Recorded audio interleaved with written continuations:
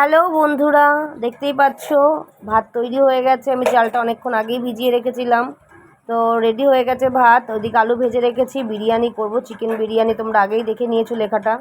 তো আমি টক দই দিয়ে চিকেনটাকে ম্যারিনেট করে রেখেছিলাম। ওদিকে পেঁয়াজের বেরেস্তা করা হয়ে গেছে, পেঁয়াজ আদা রসুনের একটা পেস্ট বানিয়ে নিয়েছি, সেটাকে তেলে দিয়ে গোটা গরম মশলা সোমবার দিয়ে কষিয়ে নিলাম।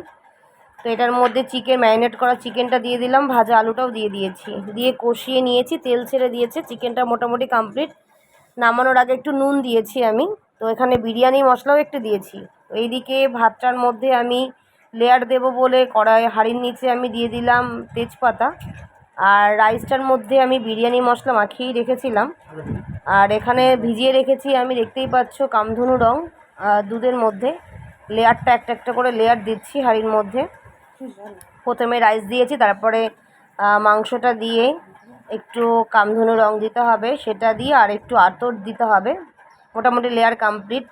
উপরের লেয়ারটা দিচ্ছি আমি, কামধুনু রং দিয়ে দিলাম, যেটা আমার দুধে ভেজানো ছিল।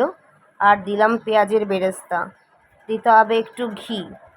তো আমি ভাতেও নুন দিয়েছিলাম, মাংসও একটু নুন পড়েছে, মোটামুটি এখন আর নুন দিতে হবে না। ঘি দিয়ে দিলাম। আর বিরিয়ানি মশলাটা ওখানে মাংসতেও ছিল আর রাইসেও মাখানো ছিল, সেজন্য আর এই মুহূর্তে সেটা দিতে হলো না।